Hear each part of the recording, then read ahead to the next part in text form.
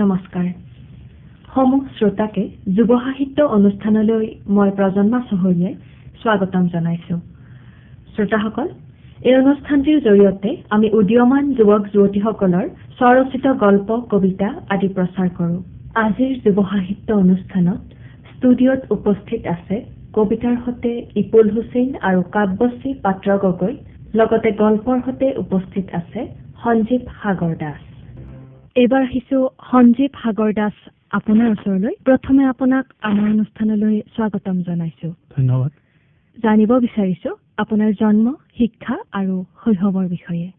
হয়, মই বৰপেটা জিলাৰ ভৱানীপুৰত জন্ম লাভ কৰা। মোৰ শিক্ষা ভৱানীপুৰ আঞ্চলিক মহাবিদ্যালয়ৰ পৰা মই যোৱা বছৰ অসমীয়া বিভাগত স্নাতক ডিগ্ৰী লাভ কৰিছোঁ। মোৰ শৈশৱ ভৱানীপুৰৰ হৰিপুৰ গাঁৱৰ যিসকল বন্ধু বান্ধৱী আছিল তেওঁলোকৰ লগত মোৰ শৈশৱ পাৰ হৈছে আৰু সেই শৈশৱক লৈয়ে আজি মই এই গল্পৰ পৃথিৱীত ভৰি দিছোঁহি।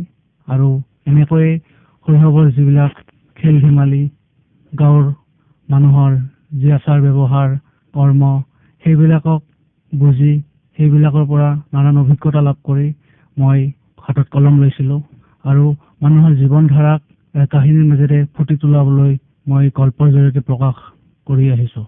ইতিমধ্যে আপোনাৰ দাপোন নামৰ এখন গল্পপুথি প্ৰকাশ পাইছে। এই দাপোন নামৰ গল্পপুথিখনিৰ ক্ষেত্ৰত আপুনি পাঠকৰ পৰা সঁহাৰি কেনেকুৱা পাইছে? হয়, মোৰ প্ৰথম গল্পপুথি দাপোন। ইয়াৰ আগত কবিতা পুথি এখনো প্ৰকাশ হৈছিল, নাম আছিল চিঞৰ। চিঞৰখনতো ভালেসংখ্যক পাঠকৰ বিপুল সমাদৰ লাভ কৰাৰ পিছত মই দাপোন নামৰ এখন গল্পপুথি প্ৰকাশ কৰি ওলাইছোঁ। কেইমাহমান আগত আমাৰ ভৱানীপুৰতে অনুষ্ঠিত হোৱা অসমৰ গ্ৰন্থ মহোৎসৱৰ উপ সমিতিৰ উদ্যোগত। আৰু দাপোন পঢ়ি বহুতৰ মুখত শুনিছোঁ বহুত ভালে পাইছে দাপোনখন পঢ়ি, কাৰণ দাপোনখনত সমাজৰ প্ৰায়ভাগ সমস্যা হওক, প্ৰায়ভাগ ঘটনা পৰিঘটনা হওক, সকলোখিনি মই প্ৰকাশ কৰিবলৈ চেষ্টা কৰিছোঁ। শ্ৰোতাসকল, এতিয়া আগবাঢ়িছো সঞ্জীৱ সাগৰ দাসৰ গল্পৰ মাজলৈ। গল্পৰ শিৰোনাম জীৱন এক অবুজ সাঁথৰ। সময়ৰ সোঁতত জীৱনে কাক ক'ত লৈ যায় কোনেও নাজানে। এয়াই জীৱনৰ ৰচনা, যি ৰচনা সময়ে লিখে। অনামিকাৰ মৃতদেহটো দেখি ৰমেনে তাইৰ ওচৰতেই মূৰ ঘূৰাই পৰিল। ৰমেনৰ তেনেকুৱা আকস্মিকভাৱে হোৱা ঘটনাটো দেখি ওচৰৰ মানুহবোৰে ৰমেনক দাঙি আনি বিচনাত শুৱাই দি চকুত পানী ছটিয়াই দিলে। চকুত পানী পৰাৰ লগে লগেই ৰমেনে চকু দুটা মেলি চিঞৰি চিঞৰি আকৌ কান্দিবলৈ ধৰিলে। ৰমেনৰ মুখত মাথো এটাই চিঞৰ, অনু তুমি মোক এৰি থৈ কিয় গলা? তোমাৰ অবিহনে এতিয়া মই কেনেকৈ জীয়াই থাকিম? কিছু সময়ৰ পিছত ৰমেন এনেকুৱা অৱস্থাৰ সন্মুখীন হোৱা দেখি গাঁৱৰ মানুহবোৰে ৰমেনক অনামিকাৰ মৃতদেহটোৰ ওচৰৰ পৰা আঁতৰাই আনি ঘৰলৈ লৈ আহিল। ৰমেন হল অনামিকাৰ প্ৰেমী। সিহঁতৰ প্ৰেমে প্ৰায় 3টা বসন্তই পাৰ কৰিলে। ৰমেন আৰু অনামিকা দুয়োৱে দুয়োক বহুত ভাল পাইছিল। সিহঁতৰ প্ৰেমৰ বিশালতা দেখি অনামিকাৰ পৰিয়ালে ৰমেনৰ হাততেই অনামিকাক গতাব বুলি প্ৰতিশ্ৰুতি দিছিল। কিন্তু অনামিকা যে দুৰাৰোগ্য বেমাৰত আক্ৰান্ত হৈ আছিল, সেই কথা অনামিকাই কাকো জনোৱা নাছিল। তাই নিজৰ মাজতেই লুকাই ৰাখিছিল, যাৰ ফলত তাই আজি জীৱনৰ পৰা বিদায় মাগিলে। গাঁৱৰ মানুহে ৰমেনক ঘৰত থৈ অহাৰ পৰা ৰমেনে এটি বন্ধ কোঠালিতেই সোমাই থকা হল। কাকো নামাতেও, একো নাখায়ো। ৰমেনৰ এনেকুৱা অৱস্থা দেখি ৰমেনৰ মোমায়েকে 2 দিন পাছতেই গুৱাহাটীলৈ লৈ গল। ৰমেনে মোমায়েকৰ তাত গৈ কাকো নামাতে, আগৰ দৰে কেৱল কান্দিয়েই থাকে। এদিনাখনৰ কথা, ৰমেনক মোমায়েকে নিজৰ কোম্পানীলৈ লৈ গল আৰু কোম্পানীৰ পদ এটাত নিয়োগ কৰিলে ৰমেনক ব্যস্ততাত ৰখাৰ উদ্দেশ্যে। ৰমেনে লাহে লাহে কোম্পানীৰ কামত মন বহাবলৈ চেষ্টা কৰিলে। সি নিজকে ব্যস্ত ৰাখিলে কোম্পানীৰ কামত, কিন্তু ৰাতি ঘৰলৈ আহিলে অনামিকাৰ কথা ভাবি কান্দি কান্দি নিশাটি উজাগৰে কটায়। এদিন হঠাৎ ৰমেনৰ কোম্পানীত ছোৱালী এজনীক নিয়োগ কৰিলে। সেই ছোৱালীজনী আৰু ৰমেনৰ একে কাম, সেই একেটা কোম্পানীতে। এদিন মোমায়েকে ছোৱালীজনীক কিছু কাম শিকাৰ উদ্দেশ্যে ৰমেনৰ ওচৰলৈ পঠাই দিলে। ছোৱালীজনীয়ে ৰমেনৰ ৰুমৰ দৰজাখন খুলি সুধিলে, সোমাব পাৰিমনে? ছোৱালীজনীৰ মাত শুনি ৰমেনে ক'লে, হয় আহক। ছোৱালীজনী সোমাই আহিল আৰু ৰমেনৰ মুখলৈ চাই ক'লে, মই আপোনাৰ পৰা কাম শিকিবলৈ আহিলো। তেতিয়া ৰমেনে তাইক সুধিলে, তোমাৰ নামটো জানিব পাৰোনে?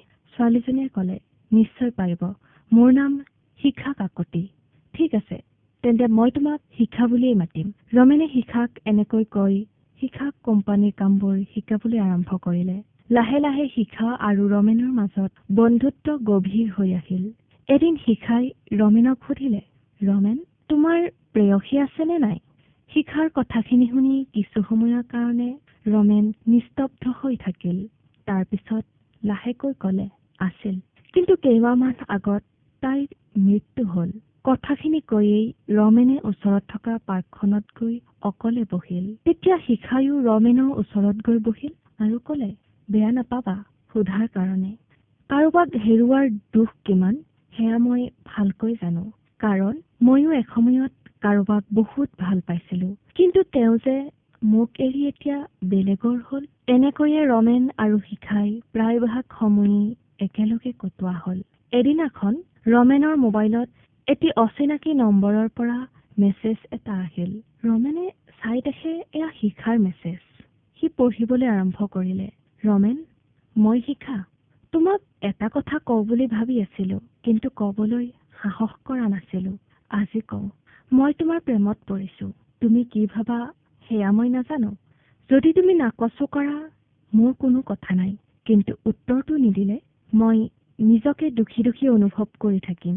শিখাৰ মেছেজটো পঢ়ি ৰমেনে শিখাক ক'লে, মোক অলপ সময় দিয়া। ইমান ডাঙৰ সিদ্ধান্ত এটা মই তৎক্ষণাত ল'ব নোৱাৰিম। এনেকৈ কৈয়েই ৰমেনে বিচনাত শুই পৰিল। ৰমেনে গোটেই ৰাতি শিখাৰ কথাই ভাবিলে। আচলতে কি কৰা উচিত ৰমেনেও ভাবিব পৰা নাই, কাৰণ ইপিনে অনামিকাক হেৰুৱাৰ দুখ ৰমেনৰ আছিল। পিছদিনা কোম্পানীত গৈয়েই শিখাক ৰমেনে লগ কৰিলে। দুয়ো একেলগে নিস্তব্ধতাৰে ওচৰৰ পাৰ্কখনত কিছু সময় বহি থাকিল। ঠিক কিছু সময় পাছতেই লাহেকৈ শিখাই ৰমেনক মাত লগালে, ৰমেন, তুমি কিবা ভাবিছিলানে? তেতিয়া ৰমেনে শিখাক ক'লে, মই ভাবিছিলো হয়তো মই তোমাক আঁকোৱালি লোৱাই ভাল হ'ব, কাৰণ অতীতৰ কথা ভাবি কিমাননো আৰু দুখ কৰি থাকিম। সময়ে মানুহক বহু কথা শিকাই যায়। এনেকৈ কৈয়ে ৰমেনে শিখাক বুকুৰ মাজত সাৱটি ধৰিলে। পিছদিনা ৰাতিপুৱা শিখাক মন্দিৰ এটাত নি শিৰত সেন্দুৰ পিন্ধাই বিয়া কৰাই ঘৰলৈ লৈ আনিলে। সেইদিন ধৰি ৰমেন আৰু শিখাই নতুন জীৱনৰ পাতনি মেলিলে। শিখাৰ মৰমৰ বান্ধোনত বান্ধ খাই ৰমেনে অনামিকাক পাহৰিব পৰা